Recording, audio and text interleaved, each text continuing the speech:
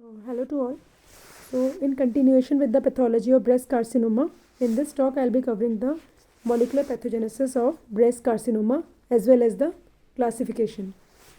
So, there are three molecular subtypes of breast carcinoma that are described based on the expression of estrogen receptor, progesterone receptor, and HER2 new status. So, ideally, they should be assessed through gene expression profiling, but more commonly, we assess it through immunohistochemical studies. So, routinely, ISC is done to classify this breast carcinoma on the molecular basis. Carcinoma of breast, it is caused by the progressive acquisition of mutations in the epithelial cells, and there are two types of breast carcinoma. First is familial, which is less common, and sporadic, which is more common. So familial, they are the breast cancers which are less common, and they comprise 1/4 to 1/3 of the breast cancers, and they have a very strong positive family history. And familial breast cancer, they are associated with the mutation in certain high penetrance susceptibility genes, and these genes belong to the category of tumor suppressor genes. Most important genes are BRCA1 and BRCA2. The locus for BRCA1 is 17q21 and BRCA2 it is 13q12. So BRCA1 and BRCA2 combined, they are responsible for about 80 to 90% of the familial breast cancers. These genes, they are tumor suppressor genes, and they are important for the DNA repair and genomic stability. And BRCA1 is more implicated in case of female breast carcinoma, while BRCA2 is more implicated in male breast carcinomas. So genetic testing is recommended in patients who are having a strong family history of breast cancer, and if the result comes out to be positive, then prophylactic mastectomy and salpingo-oophorectomy can be offered to such patients, because this BRCA1 and BRCA2, they are also associated with cancer of the ovary. So as a prophylactic salpingo-oophorectomy is also offered to such patients. Now the BRCA1 positive tumors, they belong to the molecular classification of triple negative breast cancers mostly, while BRCA2 positive cancers, they are commonly the luminal cancers. This we will discuss later. Now this is a table which is given in the Robbins, and it shows all the mutations which are seen in the familial forms of breast cancer, and you can see that BRCA1 and BRCA2, they are the most common, and they are also associated with increased risk of ovarian cancers, cancer of the fallopian tube, pancreas, prostate, and others. And majority BRCA1 positive tumors, they are triple negative breast cancers. Then other gene mutations are also important, like TP53 associated with Lee-Fraumeni syndrome, and they have also got increased risk of development of sarcomas, leukemias, and brain tumors. Then P10 gene mutation associated with Cowden syndrome, in which there is increased risk of thyroid cancers, endometrial cancers as well. Then other gene is STK11 associated with Peutz-Jeghers syndrome, and also increases the risk of ovarian, colon, pancreatic cancers. And other gene is CDH1 associated with hereditary diffuse gastric cancer. And there are certain other genes which have moderate penetrance. It means they have lesser risk of development of breast cancer than these above genes. So genes which come under moderate penetrance, they are ATM and CHEK2. So these genes are important in the pathogenesis of the familial breast cancers. Now next is the sporadic breast cancer, which is more common than the familial, and they have multifactorial pathogenesis, and there are many acquired mutations which lead to the development of breast cancers, and there are different pathways defined for the different molecular subtypes of breast cancer. So there are most importantly three different categories. First is the luminal breast cancers, which are estrogen receptor positive and they are HER2 negative. The second category is HER2 enriched. These have HER2 receptor positivity and negativity for estrogen and progesterone receptors. And the basal subtype, it is triple negative. That is, it is negative for all the three receptors, that is HER2, ER and PR. So all these three, they have different pathways of development. So first you can see this is the luminal subtype, and there are certain mutations which are acquired sequentially, and they will lead to the genesis of breast cancer. So this is germline BRCA2 mutation. It is associated with this luminal cancer. This is an important MCQ for PG entrance. And there are certain mutations like gain of 1q, loss of 16q, and PIK3CA mutations. So when these mutations accumulate, then they will cause the genesis of cancer through certain precursor lesions. Precursor lesions like flat epithelial atypia, then atypical ductal hyperplasia, where the atypical cells are proliferating within the duct, then leading to ductal carcinoma in situ, and finally the invasive breast cancer. And so this is the pathogenesis for luminal type of breast cancers. This is the first molecular classification of breast cancer. The other pathway is for the HER2 enriched breast cancer. So in a normal breast, there will be mutation in TP53, and then there will be HER2 amplification, and there is no definite precursor lesion for this HER2 enriched cancer. Then it will lead to DCIS, and finally invasive breast cancer. So HER2 positive cancers, they account for about 20% of the sporadic breast cancers.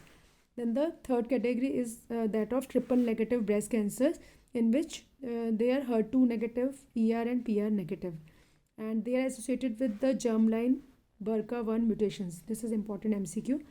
Then additional TP53 mutations, and it leads to the BRCA1 inactivation and leads to ductal carcinoma in situ, and finally progressing to invasive breast carcinoma. So these are the three major pathways of development of breast cancer in the luminal subtype, HER2 subtype, and triple negative breast cancer. Now we come to the molecular classification, which is very important for PG entrance, and when many MCQs come on these topics. So first is the luminal subgroup.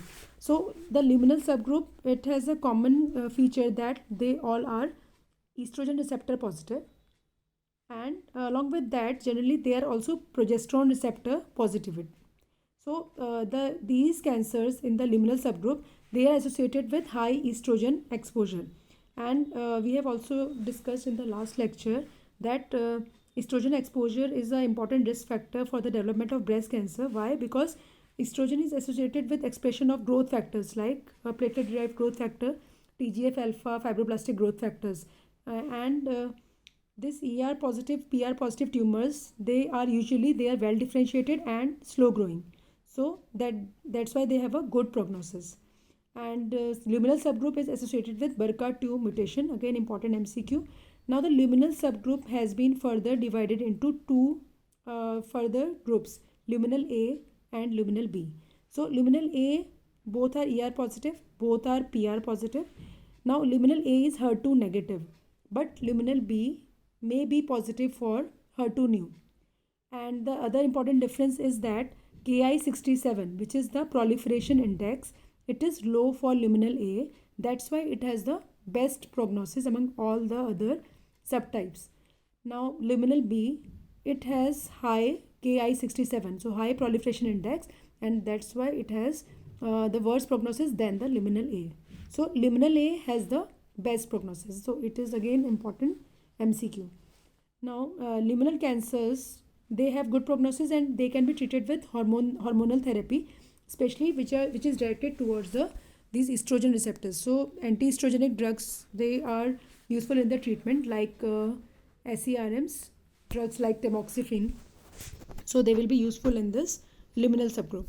Now next is HER2 enriched subgroup, and it is strongly associated with the amplification of the HER2 gene, which is present on chromosome 17q. So HER2, also known as ERBB2, it is a tyrosine kinase. So it promotes the proliferation of the cell and it inhibits the apoptosis, thereby leading to the development of invasive breast cancer. Now the HER2 enriched tumors, they have a poor prognosis. It is important, again important MCQ also. So it has poor prognosis. And how do we detect it? So we can detect it by two methods. One is the immunohistochemistry, which is routinely done, but if the results in the immunohistochemistry, they are equivocal, then Then to confirm its proliferation, we can do fluorescent in situ hybridization. And HER2 enriched tumors, they can be treated by targeted therapy using Herceptin. Now these are the two methods for detection of HER2. In this you can see this is the FISH and this is the immunohistochemistry. So this is a HER2 negative tumor, and here the chromosome 17, it is marked by this green fluorescence, and this red fluorescence or pink fluorescence, it indicates the HER2 copies. So there are two copies of chromosome number 17 and two locus for HER2. So this is normal. There is no proliferation for HER2. Now in this and in the immunohistochemistry also we can see these blue nuclei, they are all negative, because HER2 protein, it is stained, it has a membranous and cytoplasmic positivity like this. So here it is negative. In the second case, here these green fluorescence, they indicate that there are two copies of chromosome number 17 while the HER2 is proliferating. So you can see a number of copies for HER2. So this FISH is showing the positivity for HER2. And again in the immunohistochemistry we can see that there is membranous and cytoplasmic positivity for the antibodies which are specific to HER2. So these are the two methods, FISH and immunohistochemistry, by which we can detect the HER2 status. Now the next category is triple negative breast cancers. Now they arise through estrogen independent pathways, and they are not associated with the HER2 gene amplification. So they are negative for ER, they are negative for PR, and they are negative for HER2. So it becomes very difficult to treat these cancers, because we can neither use the anti-estrogen drugs and we cannot use the Herceptin for their treatment. They will not be effective here, and it is known as basal-like gene expression, and it may be associated with BRCA1 mutation. Again, this is important MCQ. And TP53 gene expression can also be seen here, and it is associated with the worse prognosis. Again, this is a important MCQ. It is always asked that which molecular subtype of breast cancer has the worst prognosis. So triple negative breast cancers, they have the worst prognosis, and because of that it has very high rates of early recurrence. So this was about the three subtypes which are mentioned in the Robbins also. So this is a summary for all these three subtypes. So this is the luminal A and luminal B, and they are associated with the BRCA2 mutation. And special histologic types which are associated with luminal A are tubular, then grade 1 or 2 lobular, mucinous and papillary subtypes. Then luminal B, it is associated with grade 3 lobular tumors. HER2 is associated with apocrine tumors and some micropapillary tumors. Then triple negative breast cancers, they are associated with tumors having medullary features and metaplastic carcinoma. Then luminal A, they are generally seen in older women, older men, and while HER2 cancers, they are seen in the younger age groups, in younger women. Again, TN triple negative is also seen in the younger women, and TNBC, they are associated with BRCA1 gene mutation. So these are important points in this classification. Now the important point is the relapse pattern. So this is high rates of relapse in triple negative breast cancer. In HER2 there is bimodal relapse, which can be either early or it can be late also.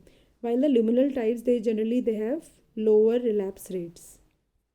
Now there is a fourth category which is CLAUDIN low. This is not mentioned in Robbins, but it is there in the WHO breast tumors. So this is CLAUDIN low, and these CLAUDIN low type of breast cancers, they have decreased claudin 347 and E-cadherin proteins. These proteins, they are the adhesion molecules. Now CLAUDIN low is also triple negative, just like the triple negative breast cancers. They are also ER, PR, HER2 new negative, so difficult to treat, and they have poor prognosis, and also they also have younger age of onset. The important difference from triple negative breast cancers is that they have decreased expression for claudin 347 and E-cadherin. So these are the various molecular classification for breast cancer. So the best prognosis is associated with luminal A, worst prognosis with triple negative breast cancers.